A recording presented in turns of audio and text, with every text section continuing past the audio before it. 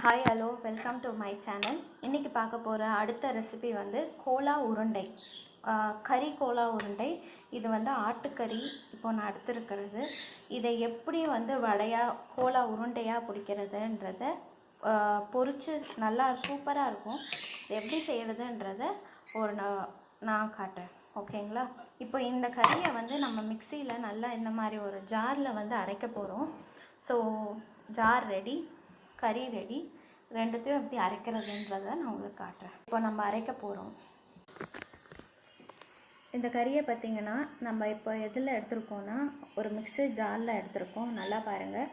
So இதில் வந்து இப்போ நான் வந்து கொதிக்கிற ஹாட் வாட்டர், இது ஆட்டுக்கறி, இது வந்து நல்லா கொந்தி நான் வாங்கியிருக்கேன். இதில் 200 கிராம் இருக்குது. ஸோ இதில் வந்து பார்த்திங்கன்னா ஹாட் வாட்டர் கொஞ்சம் மிக்ஸ் பண்ணுறேன். கொஞ்சமாக மிக்ஸ் பண்ணிக்கோங்க. இப்போ இதை வந்து நம்ம அரைக்க போகிறோம்.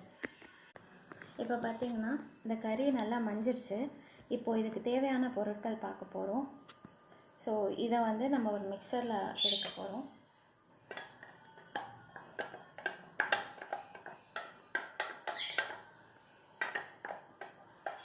இப்போ பார்த்திங்கன்னா நல்லா அரைஞ்சிருச்சு.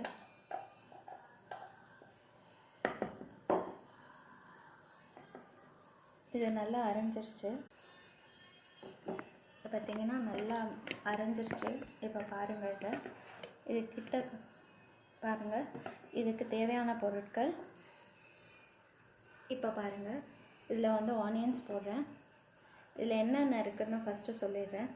வெங்காயம் இது மாதிரி நல்லா சாப் பண்ணது, பச்சை மிளகாய் சாப் பண்ணது, கறிவேப்பிலை நல்லா கொஞ்சம் அளவு, இஞ்சி பூண்டு விழுது அவசியம் தேவை, இஞ்சி பூண்டு விழுது, வீட்டு மிளகாத்தூள் 1 டீஸ்பூன், மஞ்சத்தூள் தேவையான அளவு. இது வந்து சிக்கன் மசாலா, ஆச்சிது சிக்கன் மசாலா போடுறேன். ஸோ இதெல்லாம் நம்ம இதில் கலக்க போகிறோம்.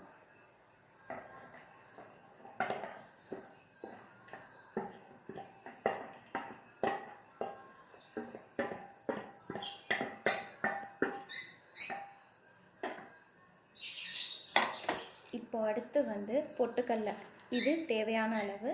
இதே மிக்ஸி ஜாரில் இப்போ இந்த பொட்டுக்கடலையை ஓட்ட போடும்.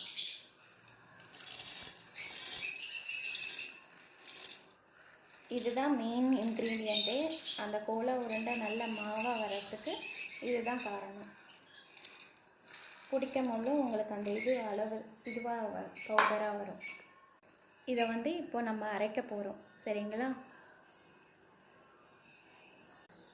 இப்போ பார்த்திங்கன்னா பொட்டுக்கடலை அரைஞ்சிருக்கு. ஸோ இதை இப்போ பாருங்கள், இந்த கோலா உருண்டைக்கு மாவு எப்படி தான் இருக்கும்.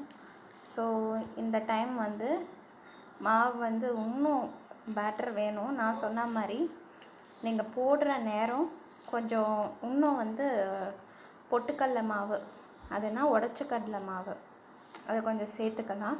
ஒரு நிமிஷம் இதை வந்து அப்படியே போடணும். இந்த பொட்டுக்கடலை மாவை கொஞ்சம் நான் தூவ போகிறேன். இப்போ பாருங்கள்,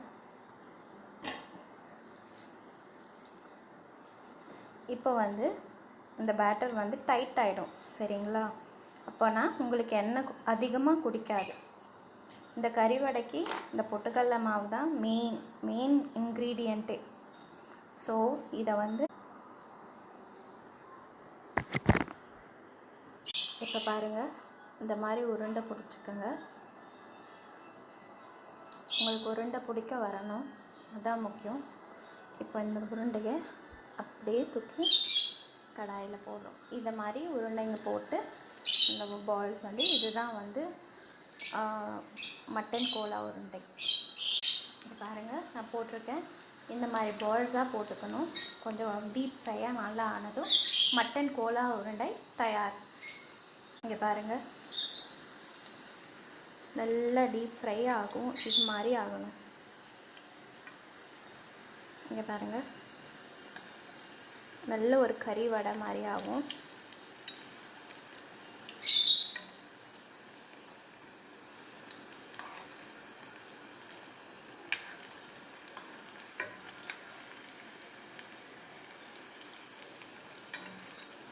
சாப்பிட்றதுக்கும் ரொம்ப நல்லாயிருக்கும். கண்டிப்பாக வீட்டில் உள்ளவங்களுக்கு எல்லாருக்கும் பிடிக்கும். மீண்டும் ஒரு நல்ல இதுதான் கறி உருண்டை. மீண்டும் ஒரு நல்ல ரெசிபியோட உங்கள் எல்லாரையும் சந்திக்கிறேன். Until then, it's bye from Shakti. Bye bye.